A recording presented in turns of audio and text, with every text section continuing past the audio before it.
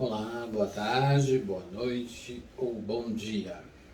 Pensando em psicologia, como estamos lidando com a pandemia em um ano? Quando o mundo fechou em março de 2020, poucas pessoas imaginavam como as coisas ainda seriam diferentes um ano depois.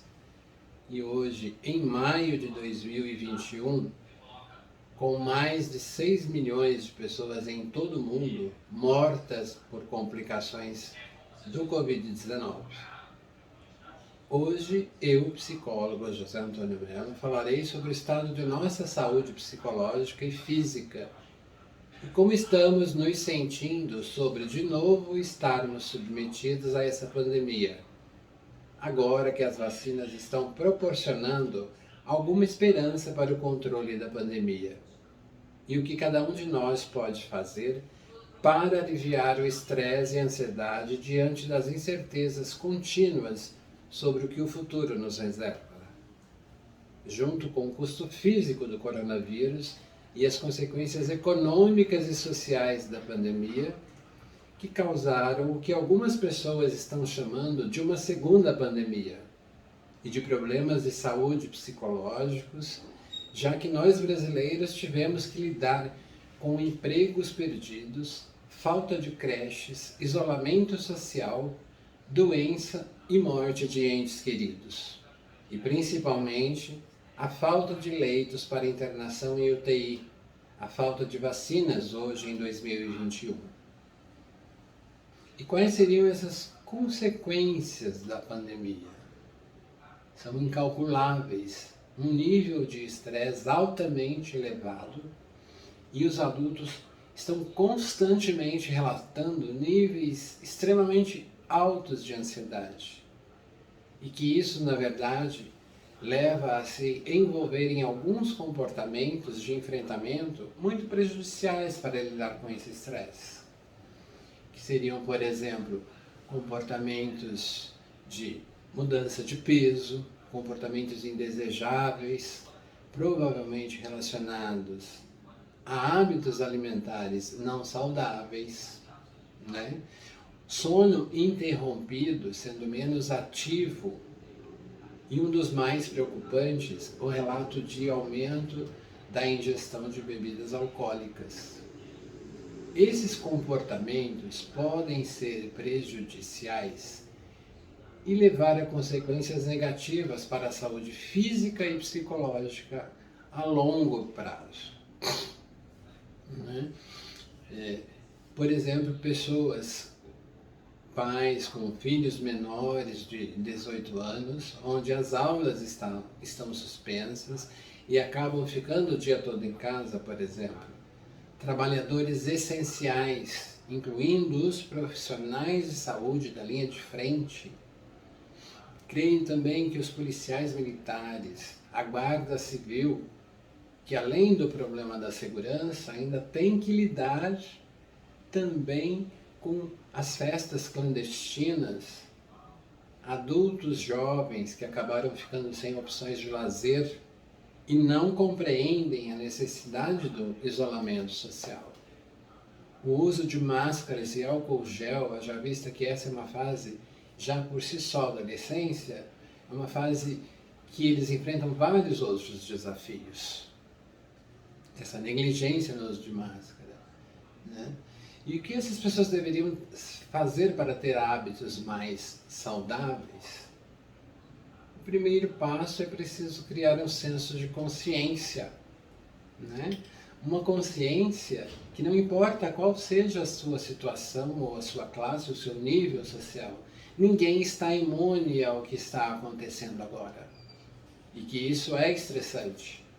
Mas está tudo bem, vamos pensar em possibilidades de novos comportamentos. Apenas com força de vontade isso não vai acontecer. É necessária uma ação para mudar. E de que maneira, de que forma? Realmente, o que precisamos fazer é mudar o nosso ambiente, estabelecer metas comportamentais que sejam realmente alcançáveis, a partir de então construir uma nova forma de se viver. a partir dessas pequenas mudanças. Quanto, por exemplo, aos pais de criança em idade escolar, que são entre os mais estressados, mas também os mais pressionados, pode haver uma manobra especial para eles? Sim. Existem coisas que talvez seus filhos possam estar fazendo e não estão, como algumas pequenas tarefas em casa adequadas ao desenvolvimento de cada um para aliviar um pouco esse fardo. Né? Por exemplo, algumas coisas que eu estou fazendo que eu posso deixar de lado, sim, mesmo nesse tempo de pandemia. Então, como mudamos nosso ambiente de maneira que seja mais fácil para nós fazermos coisas que são mais saudáveis? Se você percebe que está tomando umas a mais, evite comprar bebidas e estocar. Se não tiver à mão, você terá que ir ao mercado buscar coisas nesse sentido. Dificuldade em ir para a cama, por exemplo. Crie uma rotina. Isso significa desligar os aparelhos celulares ou talvez fazer algumas atividades relaxantes e se preparar para dormir. De manhã, colocar o despertador longe da cama para que ao soar o alarme você se levante e vá desligar. Pequenos comportamentos que podem ser significativos para construirmos uma nova forma de ser. E quando procurar ajuda de um profissional, de um psicólogo ou mesmo de um psiquiatra?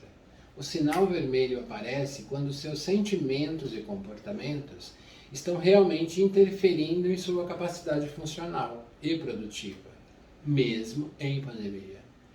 E isso significa realmente ser incapaz, por exemplo, de trabalhar ou não ser capaz de cuidar de si próprio, ou de seus filhos, ou se você for um jovem, não poder ir à escola e nos finais de semana ficar com o humor alterado, deprimido, sem esperanças por conta da falta de interações sociais, por exemplo.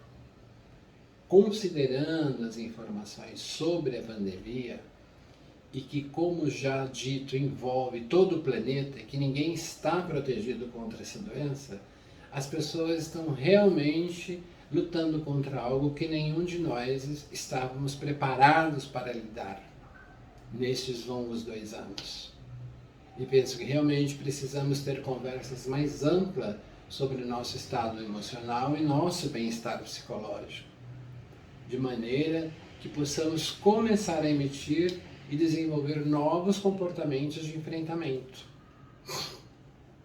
Para isso, nós, os psicólogos comportamentais, dispomos de técnicas de enfrentamento para quadros de ansiedade.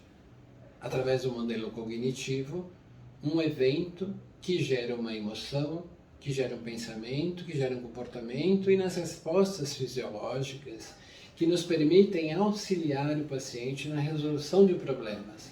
Ou seja, a tríade cognitiva compostas pelas crenças do indivíduo em pensamentos disfuncionais e negativos sobre o eu, o mundo e o futuro. Se vocês curtiram esse vídeo, curtam, compartilhem.